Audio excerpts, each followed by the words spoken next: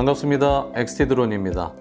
오늘 여러분들과 함께할 영상은 이번에 새롭게 출시된 DJI Mavic 3의 전용 앱인 DJI Fly 앱에 대해서 소개하는 시간을 갖도록 하겠습니다. 자, 그러면 전체 메뉴에서 우리가 우측 상단의 메뉴를 한번 들어가 볼게요. 기존과 달라진 건 없죠. 안전, 제어, 카메라, 전송, 정보, 이렇게 5가지 메뉴가 뜨게 됩니다. 자, 안전이라는 메뉴를 먼저 한번 가보겠습니다. 안전 메뉴에 가보면 비행 보조 해가지고 현재는 빨간색으로 이렇게 돼 있고, 밑에 장애물 회피 동작의 끄기라고 돼 있습니다. 밑에도 나와 있듯이 기체가 감지된 장애물을 회피하지 않는다 이렇게 되어 있습니다. 그러니까 사용자가 수동으로 잘 비행을 해야지 그냥 비행하다가는 장애물에 추돌할 수 있다는 얘기입니다. 이거를 정지를 누르게 되면은 이때부터 이것이 활성화된 경우에 장애물을 감지 시 기체가 자동으로 호버링합니다. 즉 자동으로 정지를 한다는 겁니다. 하지만 100% 동작하는 것은 아니기 때문에 여러 가지 알고리즘에 의해서 서는 거기 때문에 여러분들이 항상 주의를 요하셔야 됩니다. 우회를 누르게 되면 비행 중에 이게 활성화된 경우에는 기체가 자동으로 감지된 장애물을 우회 또는 호버링합니다. 즉 피해 가거나 이렇게 장애물을 인식하면 이렇게 피해 가거나 장애물을 피할 수 없는 경우에는 그냥 정지한다는 얘기입니다. 자, 레이더 지도 표시라고 켜져 있는데 여기에 이렇게 원형의 띠가 이렇게 둘러집니다. 그래서 이거를 끄게 되면은 그게 없어지고 이걸 켜게 되면은 레이더를 표시하겠다. 전방위 감지니까요. 자, 밑에 항공 안전 사항을 봅시다. 최고 고도. 지금 사용자가 몇 미터까지 기체를 이륙시킬 건가 라는 거죠. 500m까지 비행을 할 수 있지만 항공 법규상 500m는 허가되지 않은 상태에서 올라가면 안 되겠죠. 일반 유인기들이 날아다니기 때문에 우리는 150m 이하로 잡으셔야 됩니다. 최대 거리도 마찬가지죠. 끝까지 하게 되면 제한 없음, 이렇게 제한 없음이라고 되어 있는 것은 신호가 단절될 때까지, 그때까지 날아가겠다 이 얘기고, 나와 있는 이 숫자가 2.3km를 보장한다는 것은 아닙니다. 신호가 정말 깨끗할 경우에 2.3km까지 갈 수 있다. 다만 우리는 1km 이하로 조정하셔서 육안에서 멀어지는 비행 자체가 또 불법이기 때문에 육안에서 멀어지지 않도록 적당하게 조율을 하셔야 됩니다. 자, 밑에 자동 RTH 고도라고 되어 있는 것은 뭐냐면, RTH라는 것은 Return to Home의 약자입니다. 즉 자동으로 이륙했던 지점으로 귀환한다는 얘기예요. 밑에도 보면은 Return to Home 진행 시에 기체가 미리 설정된 고도에 맞춰서 돌아온다. Return to Home으로 돌아오거나 아니면 신호가 끊어져서 돌아올 때 내가 세팅해 놓은 높이로 고도로 돌아옵니다.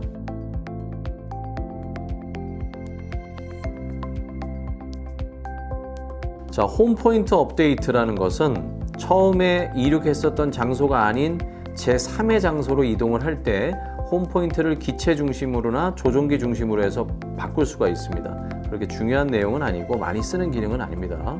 자, 컴파스 메뉴와 IMU라는 게 있습니다.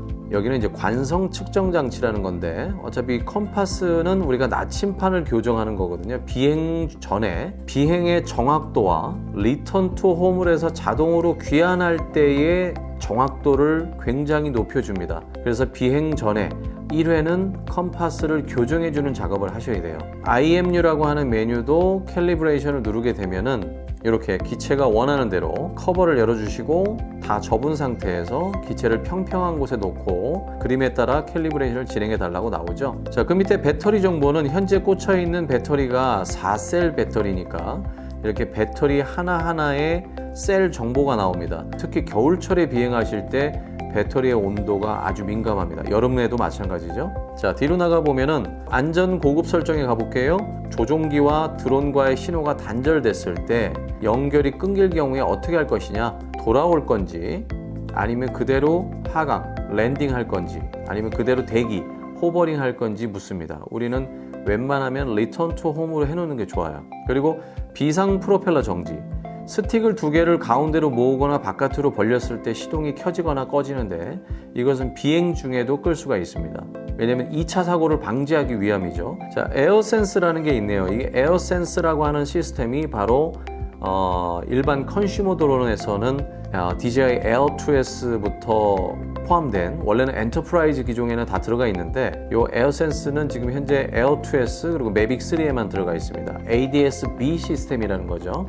이게 활성화되어 있는 경우에는 여러분들이 비행할 때 주변에 유인 항공기가 날아다닐 때 그거에 대한 정보를 볼 수 있어요. 내 옆에 지나가는 항공기가 있으니 비행에 주의해라, 그런 경고를 받으실 수 있다는 거예요. 하지만 이것은 수신기만 달려있기 때문에 단지 받을 수만 있고 송출은 안 된다. 자, 다음 메뉴로 가볼게요. 제어 메뉴로 한번 가봅시다. 자, 짐볼 모드는 팔로우 모드로 기본적으로 설정해 두시면 드론의 방향과 관계없이 전방을 유지하고 있지만 우리가 FPV 모드를 놓게 되면 정말 비행기와 같은 정말 이 좌우 롤이 움직이지 않기 때문에 화면이 이렇게 좌우로 꺾이면서 좀 다이나믹한 그런 비행을 맛볼 수가 있습니다. 그리고 고급 짐벌 설정이라고 해서 들어가 볼게요. 그러면 여기에는 피치 속도, 피치 평활도, 요 회전 속도, 요 평활도 뭐 이런 것들이 있고요. 이것도 스포츠 모드냐 아니면 뭐 시니 모드냐 이거에 따라 좀 다르게 되어 있는데 피치 속도를 빠르게 하면은 짐벌의 속도가 이렇게 빨리 내려갔다 올라갔다 합니다. 이렇게, 그죠? 이거를 내가 충분히 조금 낮게 해두면 풀로 잡아당겨도 이렇게 카메라가 천천히 올라가거나 천천히 내려가거나 이렇게 조정할 수 있는 겁니다. 그리고 밑에 평활도라는 건 뭐냐면 예전에 스무스니스라는 게 있었는데 이 평활도 값을 높여놓게 되면은 밑에서 다시 한번 위로 올라와 볼게요. 위로 올라올 때 지금 놨어요. 놨는데도 이제 쓰죠. 약간은 부드럽게 여운을 두고 부드럽게 정지를 할 것인지 다시 한번 놨어요. 이제 쓰죠. 또 놨어요. 천천히 쓰죠. 약간은 스무스하게 어느 정도 거리를 두고 정지하는, 영상 촬영할 때는 이렇게 쓰는 게 좋겠죠. 하지만 평활도, 어떤 시설물을 점검을 한다든가 정확히 그 포지션에 서야 되는 경우에는 이런 게 좀 해가 될 수 있겠죠. 그럴 때는 평활도를 좀 줄여주시는 거예요. 평활도를 줄여주시면 내가 올라갈 때 원하는 위치에, 이렇게 원하는 위치에 정확하게 설 수가 있는 겁니다. 평활도로 조정해 주시면 되겠고요. 요 회전 속도라는 것은 뭐냐면 러더를 얘기하는 거예요. 그러니까 좌우측으로 돌아가는 걸 얘기하는 겁니다. 그때의 속도를 조정하실 수가 있어요. 이거를 다중비행 모드, 노멀 모드, 스포츠 모드, 시니 모드 세 가지가 있는데 각각의 모드에 따라서 여러분들이 피치 값, 평활도 값, 회전 속도 요 값을 내 스타일에 맞게 조정해 주시면 됩니다. 짐벌 캘리브레이션은 이 매빅 3 밑에 있는 카메라 짐벌이 이 수평이라든가 이런 게 잘 맞지 않는 경우에 자동 모드, 수동 모드를 고를 수 있어요. 자동 모드로 하면 알아서 카메라를 돌리면서 초기화를 시키고, 자동 모드를 했음에도 잘 안 맞는 것 같아. 그러면 수동으로 돌려서 내가 이렇게 각도를, 수평과 요 각도를 다 맞출 수가 있습니다. 자, 밑에 스틱 모드를 볼게요. 조정 방법이 어떻게 되느냐. DJI의 조정 방법은 모드 1, 모드 2, 모드 3가 있습니다. 기본 디폴트 값은 출시될 때 모드 2로 되어 있어요. 왜냐면 멀티콥터는 모드 2가 가장 비행하기 좋죠. 모드 1을 비행하시는 분들도 있죠. 그런 분들은 모드 1으로 바꾸시면 돼요. 이렇게 바뀌죠. 비행 중에도 얼마든지 바꿀 수 있어요. 그래서 모드 2, 모드 1에 따라서 상승, 하강, 그리고 앞으로 뒤로 가는 키가 서로 바뀝니다. 이렇게. 그래서 모드 2인 경우에는 왼쪽이 상승, 하강, 좌우 회전, 오른쪽이 전진, 후진, 좌이동, 우이동. 그래서 우리가 용어들이 있죠. 뭐 스로틀, 업다운, 뭐 러더가 있고 요라고도 하고, 뭐 피치나 엘리베이터, 그 다음에 에일러런이라고 한다든가, 아니면 롤이라고 한다든가, 그런 용어들은 좀 아셔야 됩니다. 자, 버튼 맞춤 설정 해볼게요. 우리 조종기 좌우측의 화면에 보면 조그맣게 키가 두 개가 있어요. 하나는 FN이라고 되어 있어서 그건 이제 펑션의 약자고 기능키라는 거죠. 오른쪽에는 카메라 그림이 그려져 있어요. 즉 동영상과 사진을 전환할 수 있는 전환키예요. 왜? 예전에는 왼쪽이 동영상, 오른쪽이 사진 버튼이었는데 이게 하나로 통합되면서 여기에서 사진과 동영상을 한 번씩 전환하고 뒤에 있는 것이 셔터가 될 수도 있고 녹화키가 될 수도 있는 거죠.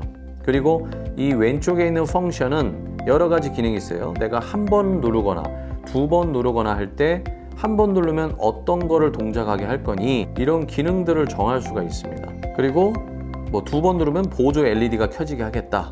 본인의 입맛에 맞춰서 선택을 하시면 됩니다. 이게 예전에 조종기 뒤쪽에 있었던 매빅2나 이런 조종기 뒤쪽에 있었던 C1, C2 키인데 그게 없어지면서 RC의 N1 조종기에는 그게 없어졌죠. 그래서 그것이 앞쪽으로 위치한 겁니다. 조금 단순하게 바뀐 거예요. 그리고 조종기 캘리브레이션은 조종기의 센터 값이 맞지 않았을 경우에 기체의 전원을 끈 상태에서 반드시 여기 나오죠? 기체의 전원을 끄고 조종기를 캘리브레이션 해주세요 라고 하는 것도 저희 유튜브 채널에 저희가 올려놨습니다. 이걸 참고하시면 되겠습니다. 이것도 에러가 나면 그럼 어떻게 확인할 수 있죠? 조종기 전원을 켰을 때 띠띠띠띠 하는 비프음이 계속 들립니다. 이 밑에 기체의 재연결, 링크 한다는 것은 바인딩 한다는 거예요. 이 조종기와 기체 간에 연결이 되지 않았을 때 이 버튼을 누르게 되면은 60초 동안 연결해 달라고 이렇게 메시지가 뜹니다. 이때 기체의 전원 버튼을 5초간 누르고 계시면 연결이 되는 거죠. 취소해 보겠습니다. 카메라 쪽으로 가볼게요. 카메라에 가보면 파일 형식을 어떻게 저장할 겁니까? MOV 파일로 저장할 건지 MP4로 저장할 건지 나오는데 그 파일 형식은 여러분이 정하시면 되는데 권장해 드릴 때 일반적으로 나는 애플 제품을 주로 쓰고 맥 컴퓨터를 주로 쓴다라고 하면 MOV를 권장해 드리고요.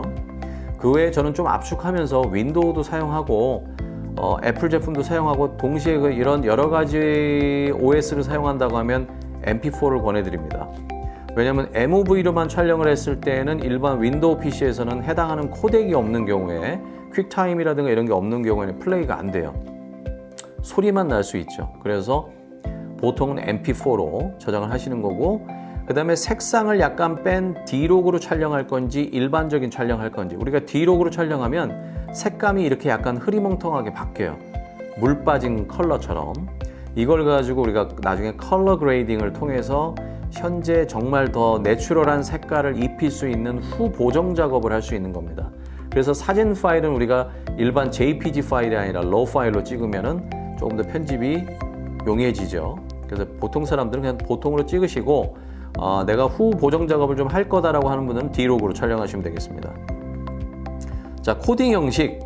코딩 압축 코덱을 내가 H.264로 할 거냐 H.265로 할 거냐 고를 수 있어요. 사실 H.265가 H.264보다 훨씬 더 진보된 압축 기술인 거죠. 용량이 훨씬 더 많이 압축이 됩니다. 그러니까 저장 공간을 좀 아끼고 싶을 때 쓸 수 있는 건데 화질의 차이는 조금은 있을 수 있지만 사람의 눈으로 분간하기 사실 그렇게 쉽진 않아요. 네, 특히나 대부분 모바일로 보기 때문에 그렇게 많은 차이가 나진 않습니다. 여러분이 선택하시면 되고요. 밑에 동영상 비트 전송률을 VBR, Variable Bitrate로 할 거냐, Constant Bitrate로 할 거냐 골라주시면 돼요. 딱 정해진 비트 전송률로 해서 압축을 할 건지 또는 가변식으로 압축을 할 건지 어느 정도 해상도로 VBR로 찍었을 때와 똑같은 해상도로 CBR로 찍었을 때는 전혀 다른 결과를 가져올 수 있다. 이것도 본인의 상황에 맞게 선택을 해주시면 되겠습니다. 깜빡임 방지는 그냥 자동으로 놓으시면 되겠고요. 격자선은 중앙의 센터 값과 이런 수평 수직 그리드와 사선 그리드를 그릴 수 있어요. 그래서 이 수평 값만 여기 센터 값만 났을 땐 센터에 이렇게 십자가 표시가 되니까 내가 피사체의 정중앙을 보고 찍을 수도 있고 나는 수평 값과 대각선도 사선도 보고 싶어 라고 표시를 하면 이렇게 표시가 됩니다. 그래서 이 9개의 분할의 가운데 이렇게 우측 좌측에 내가 어떤 피사체의 위치를 정해서 촬영할 수도 있고 그리고 피사체의 정중앙을 알 수도 있고 만약에 카메라를 밑으로 하강시켰을 때 이거 한번 누르면 내려갈까요? 예, 이렇게 내려가면 기체의 착륙 위치도 정확하게 볼 수가 있습니다. 이런 것도 확인할 수가 있다는 거예요. 그리고 밑에 저장 장치 보겠습니다. 저장 장치는 마이크로 SD를 별도로 설치할 수 있기 때문에 마이크로 SD 카드를 꼽으면 자동으로 인식해서 이쪽으로 저장할 거냐고 물어보고요. 또는 만약에 마이크로 SD를 내가 챙겨가지 못한 경우에는 내부 저장 장치가 8기가가 있습니다. 이쪽에 저장을 하실 수가 있어요.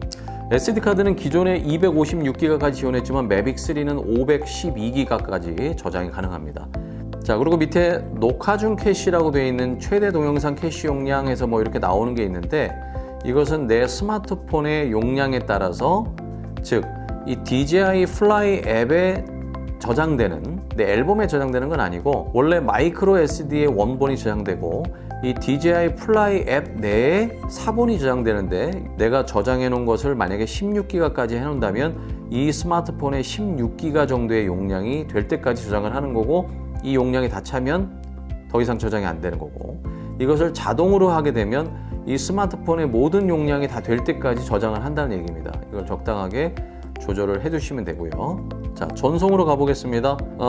자, 주파수 부분에 보면은 2.4기가와 5.8기가를 지원하는데 이 두 가지의 주파수 대역대를 듀얼 밴드에 놓게 되면 자동으로 본인이 가장 최적으로 선택을 해서 동작을 하고요. 채널 모드도 자동으로 선택을 하시는 게 좋아요. 마지막 정보로 가볼게요. 내 기체의 이름을 정할 수 있습니다. 영문으로만 쓸 수가 있고요. 밑에 보면은 기체의 펌웨어, 새로운 업데이트를 할 펌웨어가 있는데, 펌웨어 다운받을 게 있으면 이거 눌러서 펌웨어 업데이트를 하거나 최신 버전인지 확인할 수가 있습니다. 자, 메뉴는 예전에 DJI Go4나 이런 거에 비해서 굉장히 간단해졌죠. 그리고 오른쪽에 보면은 동영상, 사진 촬영, 마스터샷, 퀵샷, 뭐 하이퍼랩스, 파노라마 여러 가지가 있지만 아직 현재 11월 30일 기준으로는 일부 지원이 안 되는 기능들이 있습니다. 기능 제공 예정이라고 뜨죠. 곧 펌웨어 업데이트가 돼서, 그래서 아마 APAS 5.0, 그 다음에 Advanced RTH 이런 건 아직 지원이 안 될 거예요. 이런 것들 나중에 다 지원할 예정이라고 합니다. 현재는 일반적인 동영상 촬영과 사진 촬영만 되는 것 같아요. 이건 어쨌든 이건 2021년도 11월 말 기준이니까 나중에 여러분들이 뒤늦게 영상을 보시는 분들은 아마 업데이트가 돼 있을 거다라는 거고요. 밑에 쪽에 보면은 OSD 정보가 나오죠. 저장 공간에 따라서 여기 5.1K에 50프레임으로 촬영했을 때 1시간 5분 정도 찍을 수 있다는 거예요. 현재 128기가가 들어있거든요. 이 해상도를 얼마만큼 변경해 주냐에 따라서 만약에 1080에 60프레임으로 촬영하겠다라고 바꾸면 저장 공간이 2시간 20분을 촬영할 수 있다고 나오죠. 또는 이것을 사진으로 바꿨을 때 파일 형식을 JPG로 찍으면 9999장 이상을 촬영할 수 있다. 더 이상 표기가 안 되기 때문에. 근데 만약에 파일 형식을 내가 JPG 파일과 원본 파일, RAW 파일로 바꾸면 1922장을 찍을 수 있다는 겁니다. 그리고 좌측에는 이렇게 지도를 보여주고 있습니다. 그래서 밖에 나가시면 큰 화면에 지도를 보실 수 있어요. 핀치, 줌인, 아웃이 다 됩니다. 그리고 영상은 이쪽으로 내려가게 되죠. 다시 누르게 되면 서로 이렇게 톡을 대서 서로 바뀌게 됩니다. 나중에 비행하실 때 반드시 비행하고자 하는 지역에 GPS를 잘 수신해서 홈 포인트가 있는지 인식을 반드시 하고 날리셔야 돼요. 홈 포인트를 인식하지 않고 급하게 비행을 하시면 위치가 아직 인식이 안 된 상태에서 비행을 하게 되기 때문에 나중에 리턴 투 홈을 했을 때 기체가 엉뚱한 곳으로 날아가는, 엉뚱한 곳에서 착륙하는 그런 오류를 범하게 되니까 반드시 주의하셔야 됩니다. 오른쪽에는 고도와 거리 이렇게 표시가 됩니다. 왼쪽에 있는 이렇게 화살표가 위로 향하고 있는 것은 오토 테이크오프라고 해서 자동 이륙이에요. 이걸 클릭하고 이륙 버튼을 눌러주시면 기체가 알아서 1.2m까지 뜨는 겁니다. 만약에 뜬 상태에서는 착륙이 뜨겠죠. 네. 비행 중에는 이 버튼을 눌렀을 때 여기에 리턴 투 홈 할 건지 그냥 착륙할 건지를 물어봅니다. 즉 돌아올 거냐 아니면 그 자리에서 착륙할 거냐, 뭐 이런 기능도 있고요. 그리고 조종기에 있는 노멀, 스포츠, 그 다음에 시니 모드를 사용할 때마다 이렇게 모드가 변경이 됩니다. 자, 그래서 오늘은 저희가 매빅 3가 나온 기념으로 매빅 3에서 볼 수 있는 DJI 플라이 앱에 대해서 한번 여러분들께 보여드렸고요. 언제나 매빅 3도 저희 주식회사 화립 XT 드론과 함께 하시면 되겠습니다. 자, 구독과 좋아요, 알림 설정 부탁드리고요. 다음 영상에서 또 찾아뵙도록 하겠습니다. 감사합니다.